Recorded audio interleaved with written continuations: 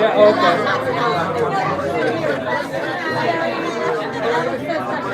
Yeah. So, well, I'd rather play it the whole time, but if you play with the horns, it'll sound incredibly out of tune. Yeah. Yeah.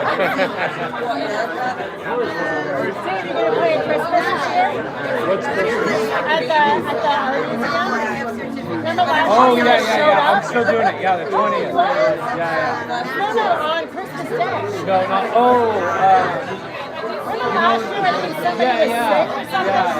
Nobody's asked me to do it. Oh, yeah. Yeah. I don't know what we can do. My parents are sick, and we don't have like a caregiver on Christmas. Right. So that's the one day I probably don't have someone to help at home. Yeah. So I don't know. I've probably done it for 12 years. Oh, wow. I did it. We've done that. I was filling in for Ramsey Index or something. Either him or George. They showed up. So Tom Grant showed up. He showed up at the timing was off because... Well, if you want to come, you're always welcome. Oh. It's a cool one. Yeah, it is. I've been going with it. Yeah. It's fun. It's cool, yeah. I was just telling Ryan, I was with my daughter Lila. Yeah. Next month when they're here, we get to come. This is 21. Yeah. If you can come and make I know. I think Georgia's coming. Yeah, there we are. 2 minutes to Wapner. 2 minutes to Wapner. What? That's Eloise. Yeah. I'm going to go this week again.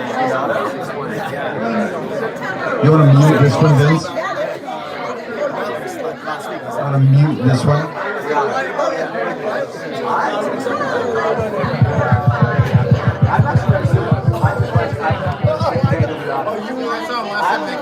I'd like to say yeah, they're coming like February 6th. I saw that shit. I just think it's not vibing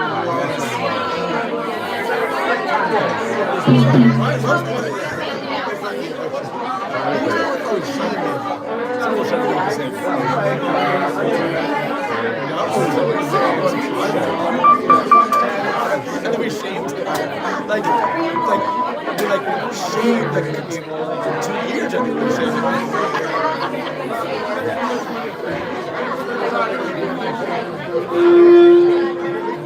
same weekend,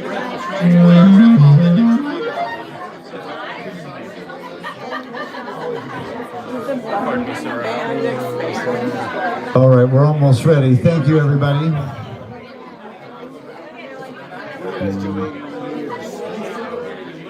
Two songs.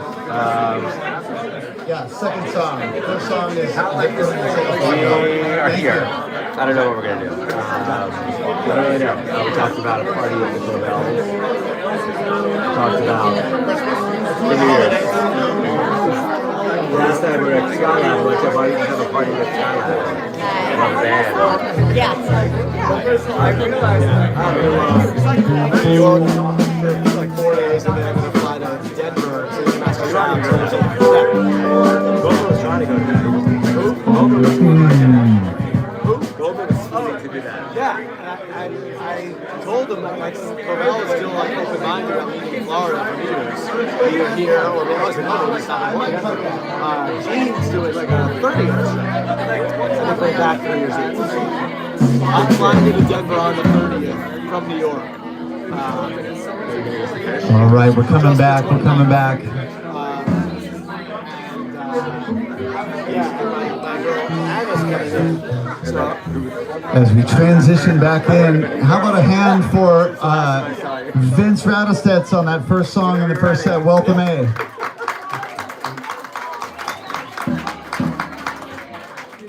How about my Uncle Jeff on those next two songs? Carol Smith, $100 bill. Thank you, Carol. Thank you.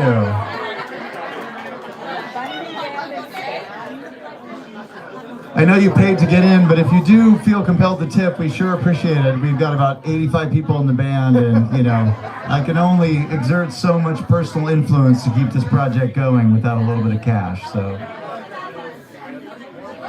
I'm going to introduce him later, but one of my closest and longest friends, Nick Tyler, and I have known each other since we were 5 years old, with all the burgers and stuff. So you hold your applause. We'll do it when he comes in later. But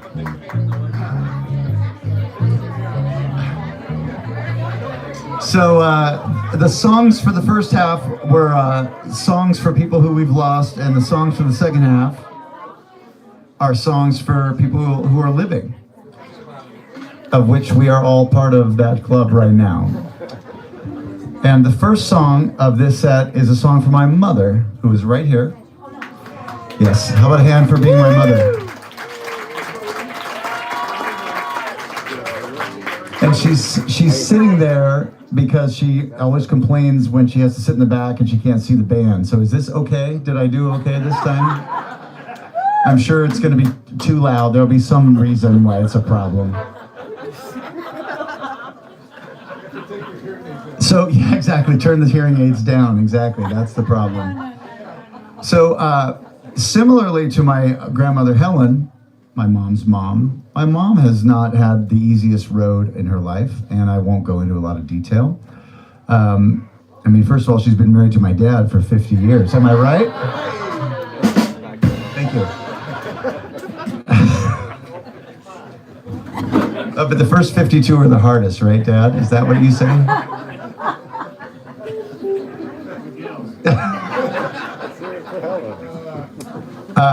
My mom's family, aside from her mother, were difficult, and they lived in Germany. She was an army brat, and she wanted to come back to Oregon to see her mom. And her father said to her, "The only way I'm going to let you go back to America is if you enlist in the army." She was 18. And she got to New York, and she ducked away from the recruiters and found an army chaplain. And he hustled her out a side door and got in a cab, and she came to the West, and she never looked back.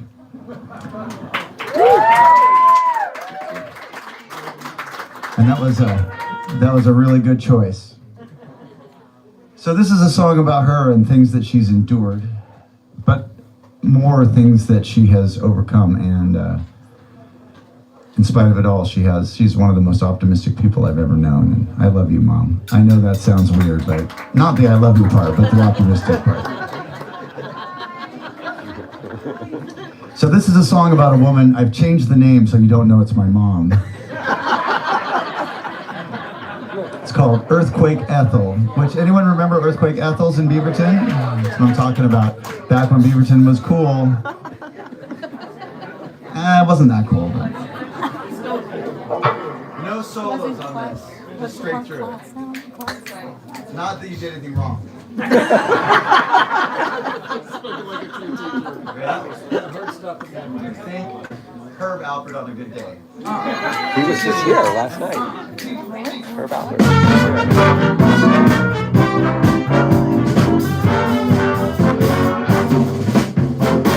Earthquake Ethel came across the water. The officers were waiting with the fleet. She ran inside and found an army chaplain. He snuck her out the back door to the street. Earthquake Ethel's father was a monster. She barely got away from him alive. She said that she could leave on one condition. She joined the army right when she arrived. But God don't care if you can hit a baseball. He'll put you in the jungle just for kicks. And God don't care too much as he runs you out of town. But after all these years of losing, she never let the bastards get her down.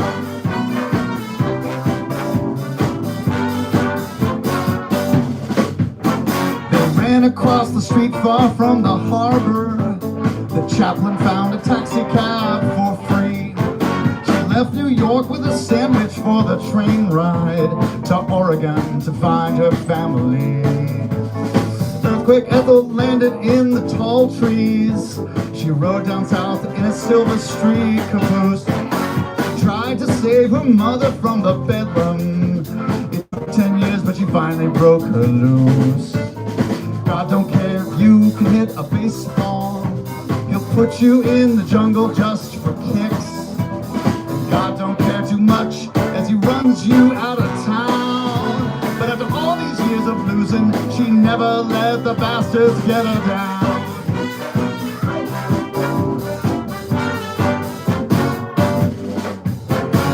Earthquake Ethel's husband was a monster, not you. He tried to run her over with a car. She packed her bags and took off with the baby. She tried her best, but she didn't get very far. She found another husband from the shipyard. He rode a motorbike along the path. Got drunk one night and drove her through the holly. The house burned down, but at least he made her laugh. God don't care if you can hit a baseball. He'll put you in the jungle just for kicks. And God don't care too much if he runs you out of town. But after all these years of losing, she never let the bastards get her down.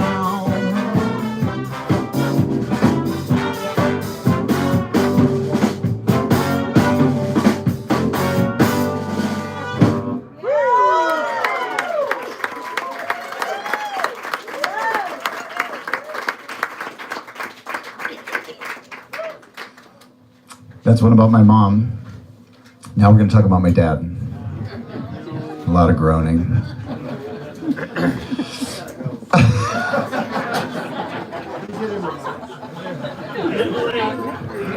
I've thought about how to make a long story short, and Vince would already say it's too late. But if you want to know my dad in one story, here it is. I used to prank my grandfather and anyone else who I would drive with by turning the heat on in the car at full blast on a hot day. Tyler used to call it dugging the car. And you could do the windshield wipers, and you could mess with the seat, and the heat would come on, and the radio would blast, back in the old days. Now it's a VW ID4, and nothing works at all, So anyway, one day I tried this on my dad, and it was a really hot day, and we were in this like tiny Toyota pickup truck, and I cranked the heat out, and it was probably like 115 degrees in the cab after a few minutes. And he looked down at the console where the heat was on, and he looked over at me, and he said, "All right, fucker." And that's my dad in a nutshell.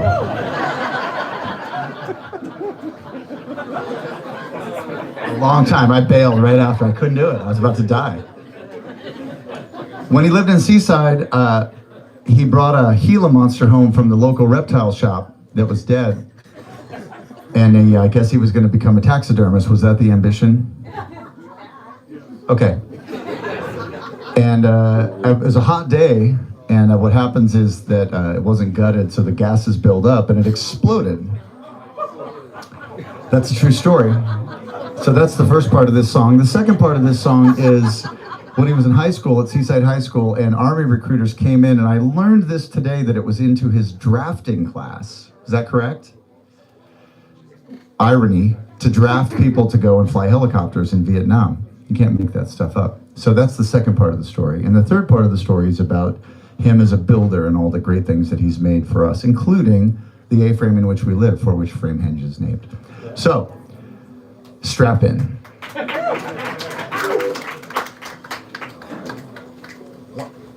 Yes. Oh, I'm sorry. I'm going to bring up to the stage in a moment two gentlemen who need no introduction. I'll cue you when it's time. There's a vamp. It's a whole bit. Who are going to be narrating a particular part of the story. I please welcome, I don't want you to come up yet because it's a while. Like a lot of my songs are pretty long. But please welcome Gene Ehrbar and Seth Litwin as my co-conspirators in this mess.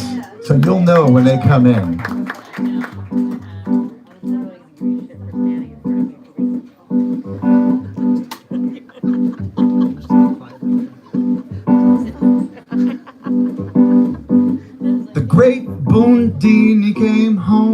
from the reptile shop. His folks said no, but you know, he just couldn't stop. And when that Gila monster died, he cried.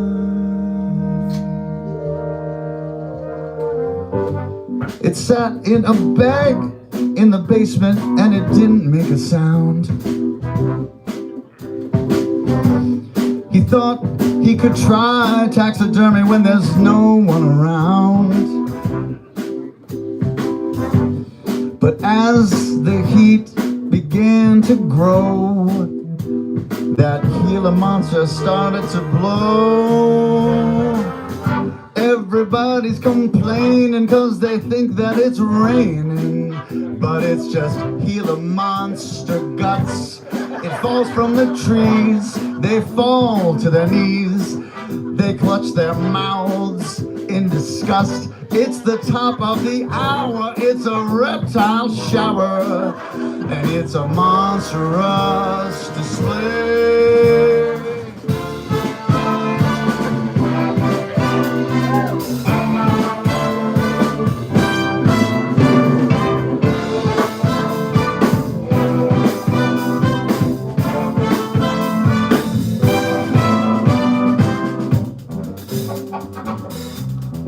Go ahead and test those mics, boys. Go ahead and test those mics. Yes. Wow.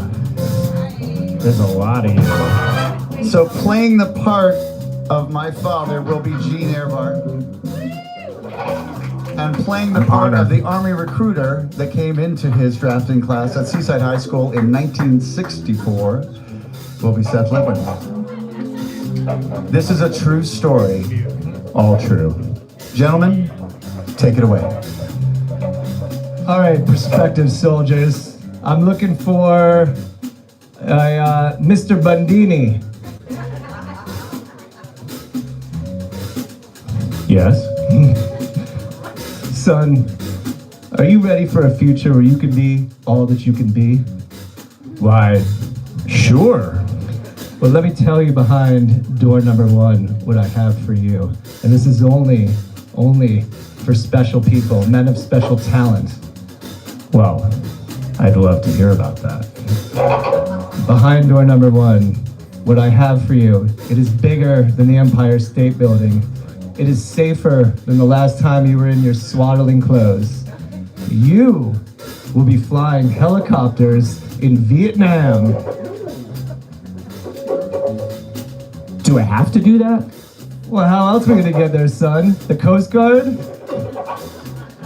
Aren't there any other options? Well, no one asked me that, son, but since you did, there is a door number 2. Can you tell me about door number 2? Door number 2 involves joining the Guard, Joining the Guard. going to college, Going to college. getting a job, Getting a job. living on a farm, Living on a farm. experimenting with psychedelics, Experimenting with psychedelics.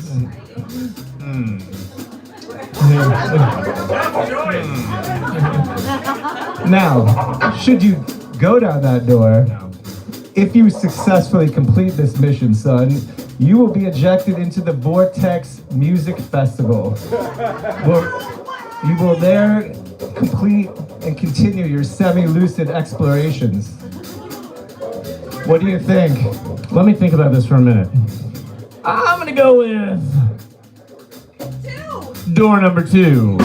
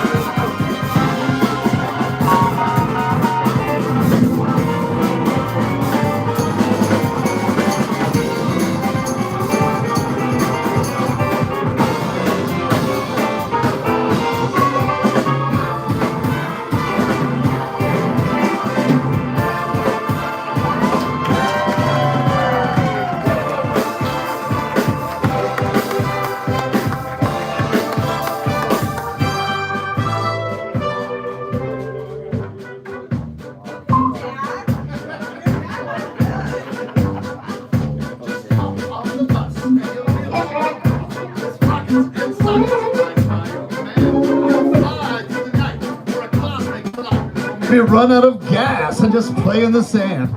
He'll ride to the mountain and build you a barn like a church in the forest with a sermon that's real. He'll build through the night, but the angles aren't right. Build a circular staircase that's made out of steel. Outside the barn is the world, but the galaxy's inside. Inside, outside the barn is the world, but the galaxy's inside.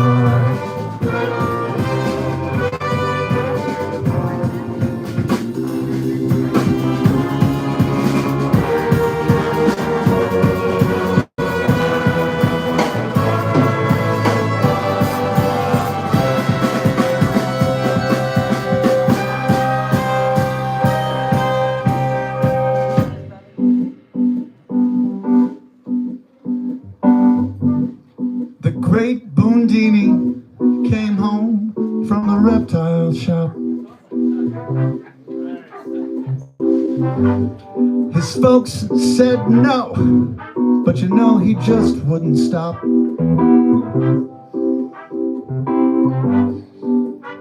When that Gila monster died, he cried.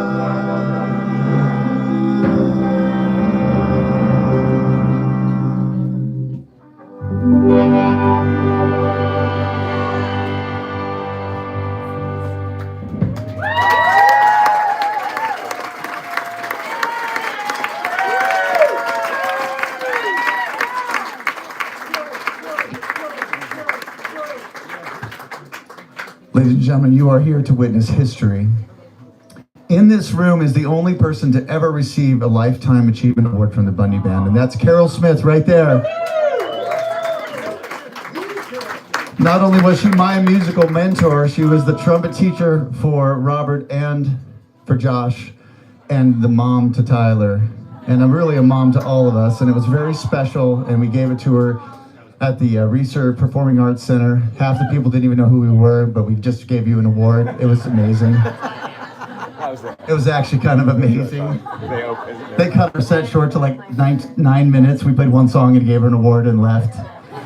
That's Beaverton for you. Anyway, tonight, in my hand, I hold the second and third ever Bundy Band Lifetime Achievement Awards. And to present this, I give my best friend, who I've known since kindergarten, Tyler Smith, the floor to present this award.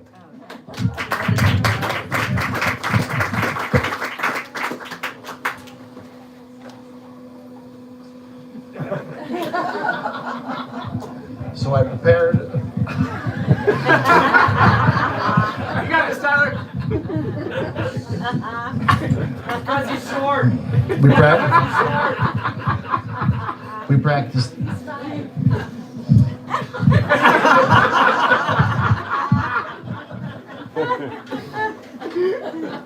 it. You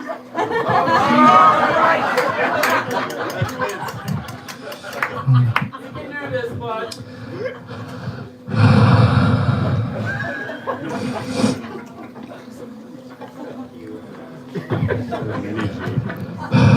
Exactly.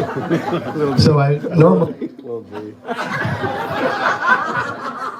normally I would just kind of riff and just make stuff up, but these two people who we're presenting the awards to are too important, so I had to focus. I really did, and so I'm already focused. God, did you invite him? So when Doug asked me initially if I would be willing to present the Lifetime Achievement Award to his mom, I was like really honored. I said, absolutely, I would. And then he told me he wanted me to present one to his dad, and I said, I'm willing.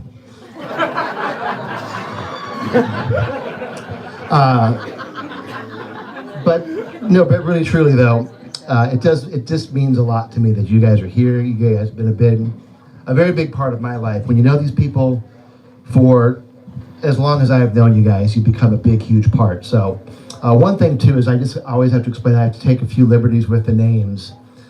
Rose is obviously, it's sort of self-explanatory. She's just sweet, she's Rose. But I love that she has this little thorn to her, which will just get you if you're not prepared for it. And I love that. Rose is the best. Doug, I call Doug because when I met him in kindergarten, it was written on his cubby at Wee Pals. And so he's Doug.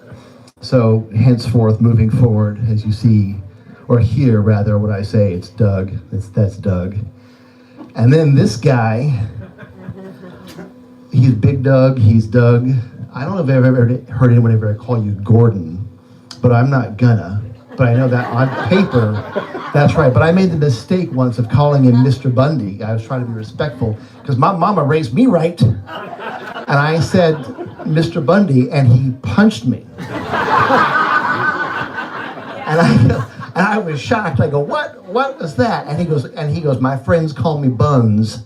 And so ever since then, he's been Buns. So I made special today for Buns and Rose. I got my Buns and Roses shirts.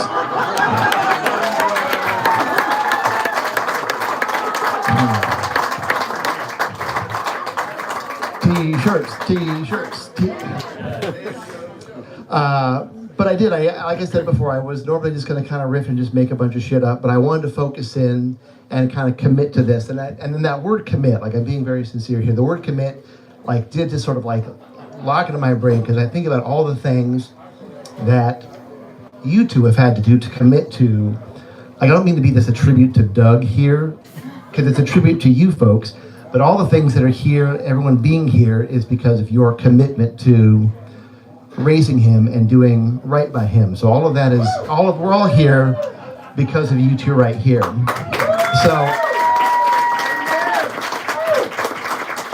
But first off, so I'll start with Rose, and like I said, I just love her to death. She's just the best, and like she's kind of quiet, but she will get you. And she's just kind of this sort of the silent assassin. There's a lot of bullshit that happens in the family, a lot of riffing, a lot of bits, and Rose just kind of sits there and observes, and just sees what it is, and she just seeing the Matrix. She's in the weeds, and she just kind of gets it. What events? He's trying to get me. This is like a turnbuckle jump. There's Rose, right there. She loves it. But you don't get to be like a really important person at Nike in the 70s as a woman unless you can really hang. And Rose can hang. And my favorite thing about just her sensing all the BS between these two guys, and Robert actually saw me that's reading over my notes. I started laughing again as I was reading this stuff because it's one of my favorite things that Rose has ever done. Just think it gets better even when I say it out loud, but when I think it's funny still. Is a bunch of us in high school or college at some point, we went over to the house, and we were gonna hey, we're just gonna hang out. We're just gonna watch a movie. It's a Saturday. We're gonna watch a movie. And Doug's like, we can't watch a movie. And Rose is in the room. She's in the kitchen. She's in the back corner, and we're over by the TV. And Doug's like, yeah, we can't watch a video. We're like, why not? He goes, well, the VCR's not working. And Rose from across the room goes, I gotta read what I wrote. I remembered it still to this day. Rose just from across the room, she just yells, Dougie got a porno stuck in the VCR and it's broken.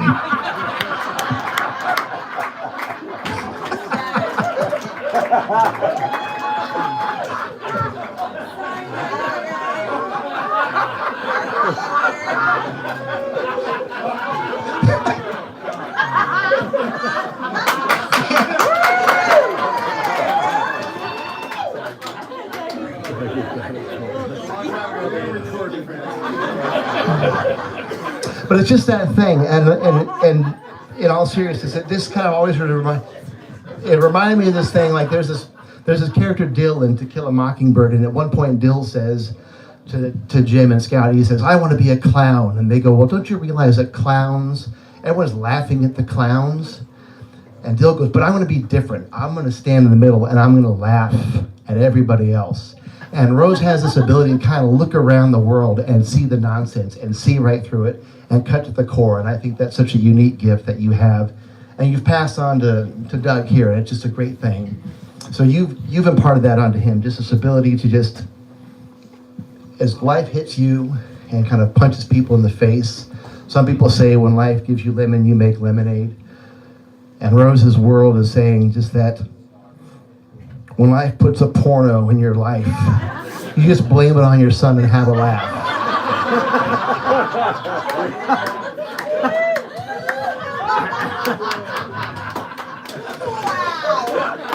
He asked me to do this, by the way, let's not forget. And then Buns. And Buns really truly is, and I don't use this word lightly, but Buns really is this genius. He's this weird freak genius who, not unlike our friend Nick back over there, can just kind of do anything. No, it's true. Like this is Nick, your award is coming. It sure is, but he can really do anything. I got to read the list of things, but these things that he's impressed me with is like teaching me how to shoot a bow and arrow and how to weld. And I helped you build your tractor. You helped build that. You restore classic cars, like a classic Corvette or a Studebaker of dubious historical significance. He can explain that one perhaps. He designed and built more houses than I know anyone else doing. He can paint. It really is just remarkable. All these things that he can do, it really is impressive. And I think it's not just to be able to do it, but to do it well. Like everything that you approach, that you care about, you do well, except golf. And when I beat you 52-51, it still bugs him. It still bugs him. Take the drop. Take the drop. But he does just dig deep, and this matters to me. I want to do it. I'm going to do it well, and you completely pass it on to Doug. I think about all the stuff that he's accomplished here tonight, like the modeling, just the way you have lived your life and saying, I'm going to attack this and dig deep and do it right. Like he's got that. And I think about the way his family is. I think about the way all the kids are. It's beautiful. It really is to see everything that you folks have given to him, which is why all of us are still here tonight and here to begin with. So thank you for that, Bundy. Thank you for that, Buns. So like I said, I wrote stuff down. And I just want to thank you. You guys raised such a good guy in him. He's got good people, good friends, good family around him. I'll skip all the rest of this stuff, but really, it is a real pleasure to be able to say nice things to you folks who I care so much about and to present to Rose and Buns Bundy, Buns and Roses, their Bundy Band Lifetime Achievement Award.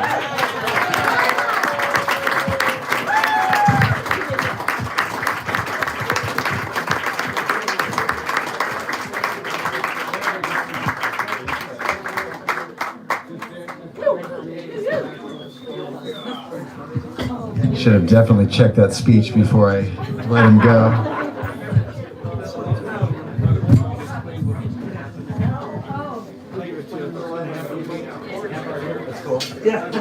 Just the sound.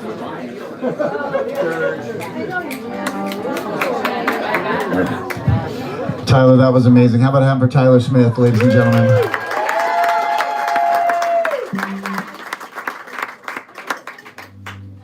To be fair, that VCR was on its way out.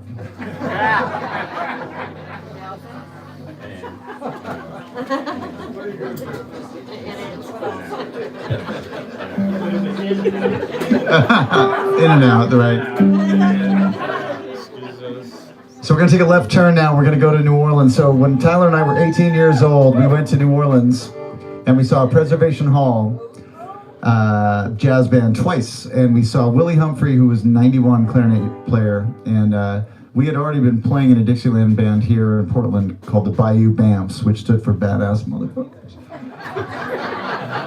And no one ever guessed what that stood for here in Portland, but when we went to New Orleans, the banjo player, who was probably 35 or so, came up to us and we handed him our card, which said the Bayou Bamps, quote, straight from the land of Dixie, quote. To Beaverton School District, white boys from... And he looked at us and he grabbed the card and he goes, the Bayou Bamps, the uhs, and we were shocked that he understood what that stood for. 2 weeks later, I kid you not, on Channel 10, he was the banjo player with the Lincoln Center Jazz Orchestra with Wynton Marsalis. So we made absolute asses of ourselves.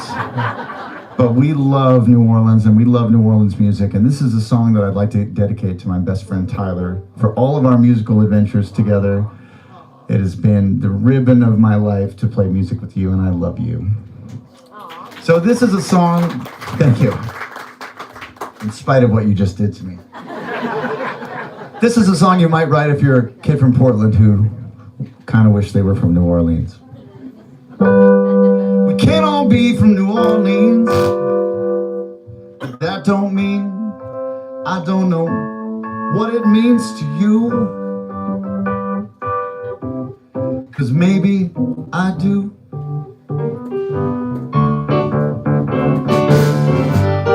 Where I'm from there's a river too, where the saints and the sinners try to make it through another night. Yeah, they're just looking for the light. I was there when I was young, I was there and I got sprung. Oh, that city left me in a lurch. Willie Humphrey's clarinet, 91, I won't forget. I finally found the church.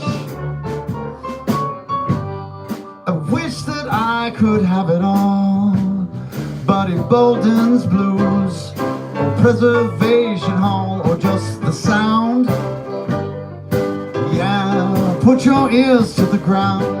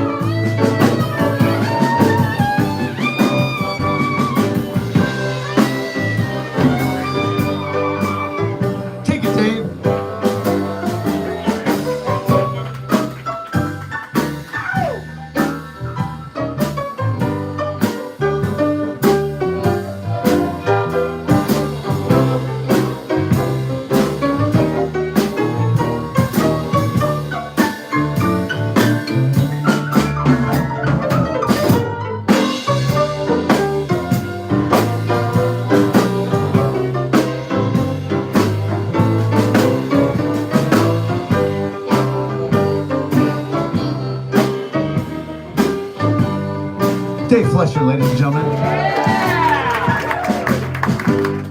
How can I ever understand? Won't you help me out? Won't you take my hand and let me in? Yeah, love that sinner, hate the sin.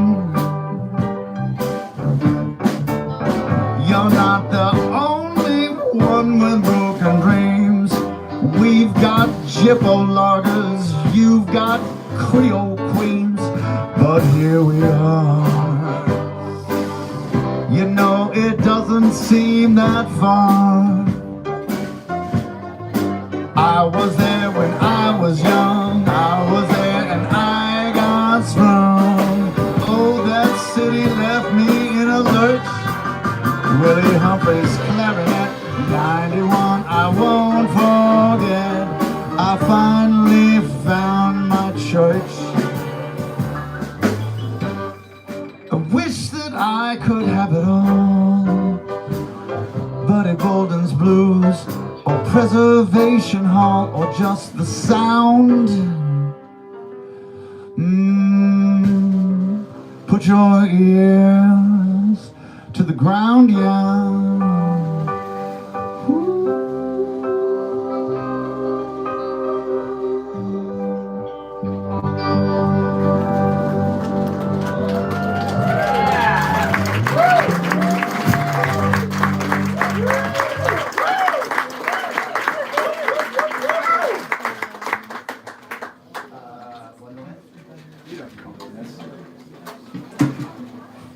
Another New Orleans song for you. This is written about the first time I went to Jazz Fest. So we went to New Orleans in 1991 and I didn't go back till like 2015.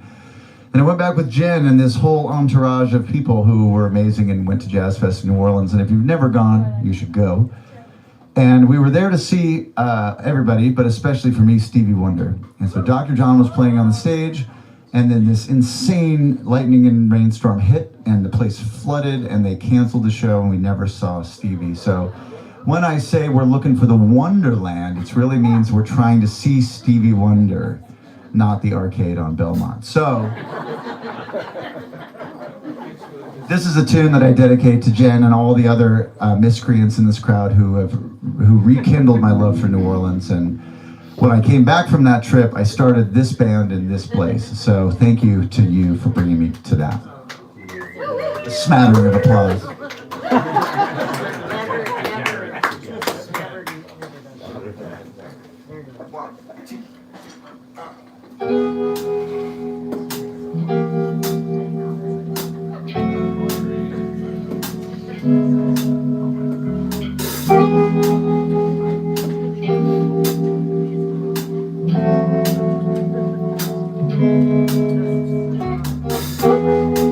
Went on down to New Orleans.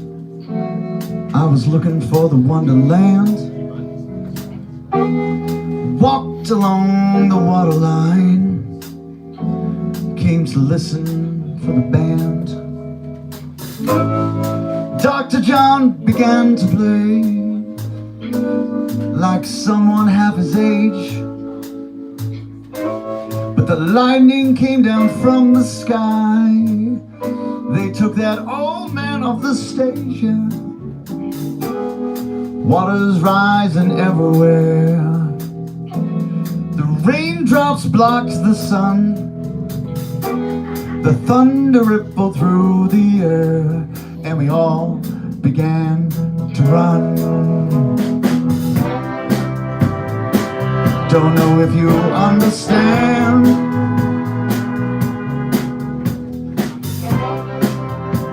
I was trying to find the Wonderland.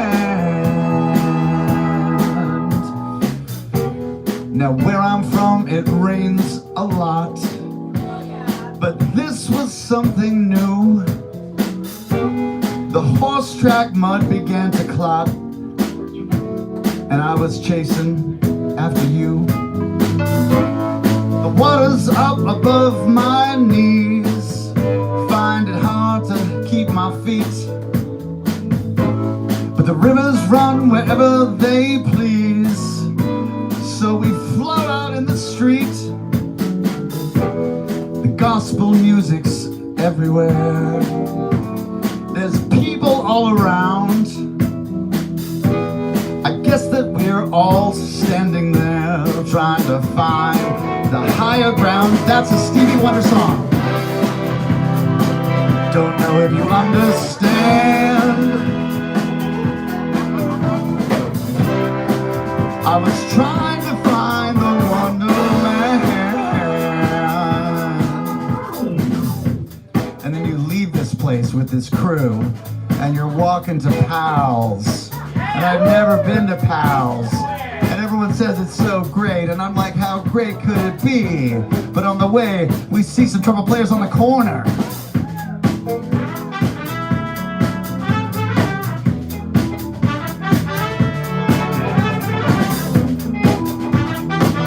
And even though they weren't really invited, 3 trombone players appear.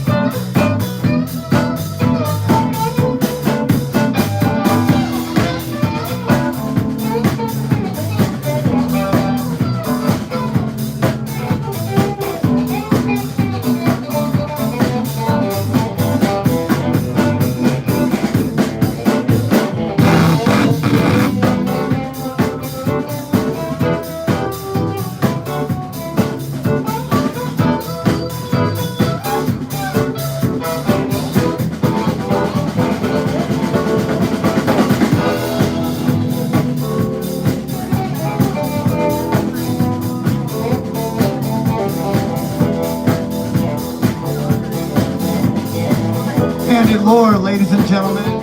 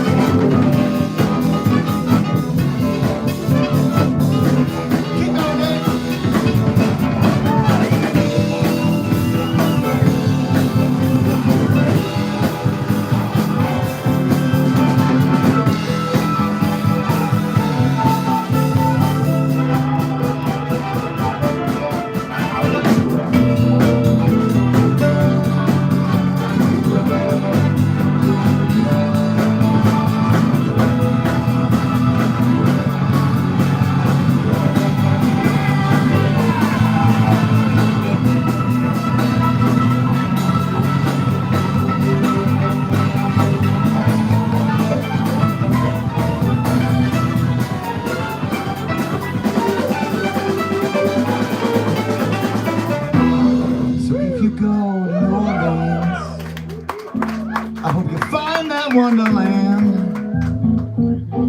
Just walk along the waterline. Come to listen to the band.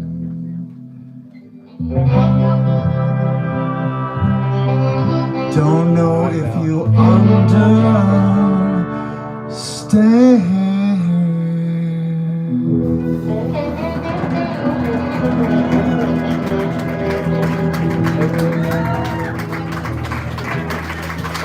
Dave Fleschner, Andy Lord,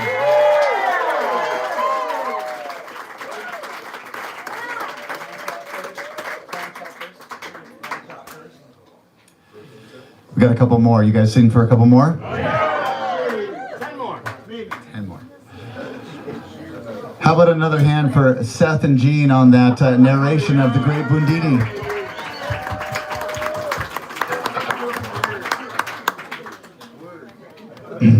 My son George, who did all of the signage for tonight and the linoleum block prints. How about a hand for George?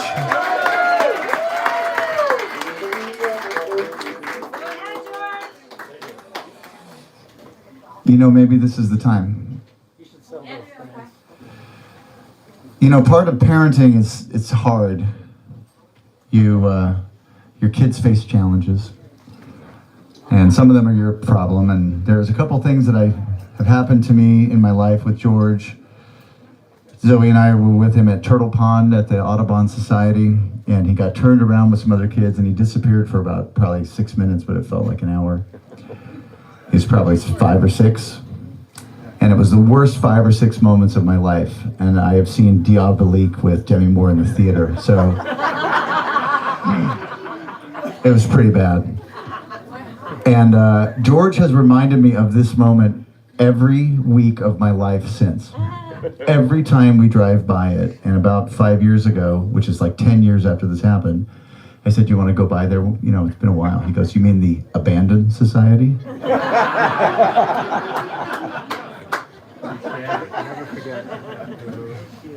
George, you and Zoe are my guiding lights in my life, and you have carried me so many ways that you will never understand, but I hope you do. And tonight, I'm going to right a wrong.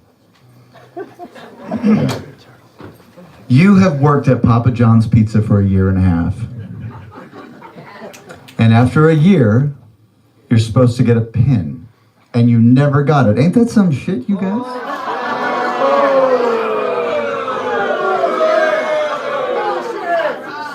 Ladies and gentlemen, I called the corporate office of Papa John's.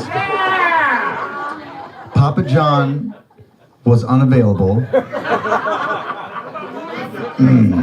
He was in the Pyrenees doing some tastings for some new sauce recipes, but his brother, Papa Josh, is here. And I have in my hand a Papa John's 1-year pin. And Jen, to answer your question, I paid $30 for it on eBay. So you better not lose this pin. Ladies and gentlemen, I am here. I can't go back in time and take back Turtle Pond. But I can right this wrong, my friend. And I love you. And Papa Josh right now is going to bestow this. How about a hand, Papa Josh? Here's the pin.